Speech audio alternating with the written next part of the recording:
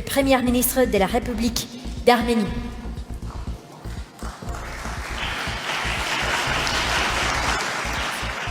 Փարիզում ընթացող միջուկային էներգիայի երկրորդ գագաթաժողովի շրջանակներում Հայաստանի վարչապետ Նիկոլ Փաշինյանը հանդես է եկել ելույթով, վերահաստատելով Հայաստանի հանձնառությունը միջուկային էներգետիկայի զարգացմանը։ Փաշինյանը ներկաներին հայտնել է, որ Հայաստանի կառավարության որոշմամբ հայկական ատոմային էլեկտրակայանի շահգործման ժամկետը երկարաձգվելու է մինչև 2036 թվականը, ինչը հուսալի հիմք կստեղծի նոր էներգաբլոկի անցման համար։ Փաշինյանը իր ելույթում հատուկ ընդգծել է, որ Հայաստանը որոշել է դիտարկել փոքր մոդուլային ռեակտորների տեխնոլոգիաների ներդրման հնարավորությունը եւ ներկայումս ուսումնասիրում է միջազգային գործընկերների առաջարկները։ Նրա խոսքով ընտրության հարցում առաջնային են լինելու հուսալիությունը, կայունությունը եւ միջուկային անվտանգության բարձրագույն չափանիշները։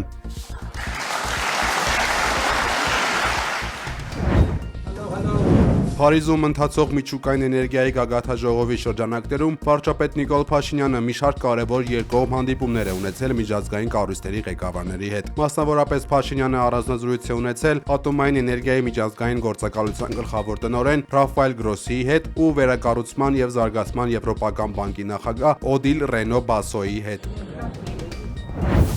Հայաստանի արտաքին հետախուզության ծառայությունը հայտարարություն է տարածել այլ երկրում Հայաստանի քաղաքացիների նկատմամբ գործադրվող ճնշումների եւ սպասվող ընտրական գործընթացների միջամտության վերաբերյալ։ Ըստ հետախուզական տվյալների, այլ երկրների հատուկ ծառայությունների անունից հանդես եկող անձինք ստիպում են մեր հայրենակիցներին ֆինանսավորել կամ այլ կերպ աջակցել Հայաստանի առաջիկա խորհրդարանական ընտրություններին մասնակցող որոշ քաղաքական ուժերի։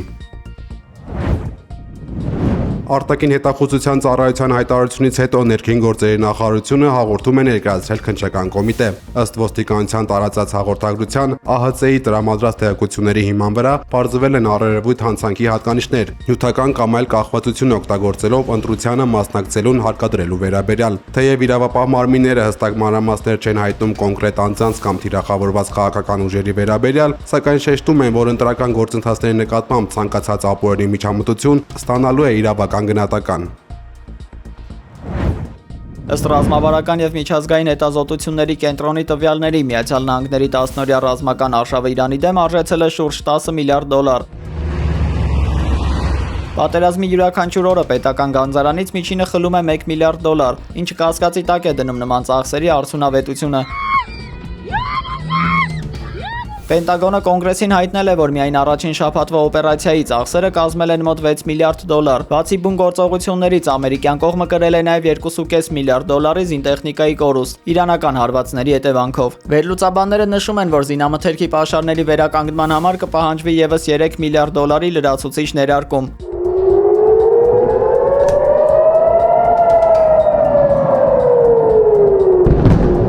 Ըստ Փեյնի հանրային քաղաքականության ինստիտուտի ծախսերի աճը հիմնականում պայմանավորված է Patriot եւ THAAD համակարգերի թանկարժեք հակահրթիռների զանգվածային կիրառմամբ։ Տարածաշրջանում ավիակիր խմբերի մշտական ներկայությունը պետական բյուջեի վրա օրական հավելյալ 15 միլիոն դոլար է արժենում։ Արդյունքում ընդամենը 10 օրվա գործողությունները կլանել են 2026 թվականի համար նախատեսված Միացյալ Նահանգների ողջ պաշտպանական բյուջեի ավելի քան 1.2%-ը։ Թուրքիայի եւ Իրանի արտգործնախարարներ Հական Ֆիդանն ու Աբբաս Արաղչին հեռախոսով են խոսել։ Նախարարները քննարկել են տարածաշրջանային վերջին լարվածությունը։ Ֆիդանն իր իրանցի գործընկերոջը հայտնել է, որ Թուրքիայի օդային տարածքի խախտումն անընդունելի է։ Ի պատասխան Աբբաս Արաղչին վստահեցրել է, որ Թուրքիայի օդային տարածք ուղղված հրթիռները չեն պատկանում Իրանին։ Նա նշել է, որ այս հարցի շուրջ կիրականացվի լայնածավալ հետաքննություն, պարզելու միջադեպի իրական հանգամանքները։ Իլհամ Ալիևի եւ Իրանի նախագահ Մազուդ Փեզեշքյանի հեռախոսազրույցից հետո Ադրբեջանը հումանիտար օգնություն է ուղարկել Իրանին, փորձելով մեղվել լարվածությունը երկու երկրների միջև։ Մոտ 30 տոննա ադրբեջանական հումանիտար օգնությունը ներառում է ալյուր, բրինձ, շաքարավազ, ջուր, թեյ եւ դեղորայք։ Հիշեցնենք, որ Մերձավոր Արևելքում ընթացող բախումների ֆոնին անցյալ շաբաթ անօդաչու թռչող սարքերը ընկել էին Նախիջևանի օդակայանի տարածքում։ Պաշտոնական Բաքուն հարձակման մեջ մեղադրել էր Իրանին եւ սպառնացել պատասխան գործողություններով, սակայն Թեհրանը հերքել էր իր առնչությունը տեղի ունեցածում։ Իրանի Ղոմ քաղաքում պայթեցվել է հետախուզության տեղական բաժանմունքի շենքը։ Զուգահեռաբար համացանցում հայտնվել են նոր կադրեր, որտեղ իսրայելական բանակի հարձակումներն են Լիբանանի տարածքի վրա։ Այս իրադարձությունների ֆոնին Վաշինգտոնի եւ Թեհրանի միջև սկսվել է հերակա սուր լեզվակռիվ։ Իրանի Գերագույն ազգային անվտանգության խորհրդի քարտուղար Արի Լարիջանին կոշտ պատասխան է տվել Դոնալդ Թրամփի վերջին հայտարարություններին։ Նա նշել է, որ Աշուրայով ներշնչված իրանցի ժողովուրդը չի վախենում դատարկ սպառնալիքներից։ Ձեզանից շատ ավելի հզոր ուժերին չի հաջողվել բնաջնջել մեր ժողովրդին։ Ուստի զգուշացեք, որ հենց դուք չլինեք անհետացողը, գրել է Լարիջանին։ Այս հակադարձումը հաջորդել է Թրամփի այն նախազգուշացմանը, թե Հորմուզի նեղուցում նավթի հոսքը կանգնեցնելու ցանկացած փորձի դեպքում Իրանը կստանա 20 անգամ ավելի ուժեղ հարված, քան ստացել է մինչև այժմ։ ԱՄՆ նախագահն իր այս դիրքորոշումը որակել է որպես նվեր Չինաստանին եւ բոլոր այն երկրներին, որոնք օգտվում են այդ նեղուցից, հույս հայտնելով, որ իր այդ ժեստը ըստ արժանվույն կգնահատվի։ Չնայած ռազմատենչ հռետորաբանությանը Դոնալդ Թրամփը դիվանագիտական փոքրիկ պատուհան է բացել։ Նա չի բացառել Իրանի ղեկավարության հետ բանակցությունների հնարավորությունը եւ նշել, որ դա հնարավոր է։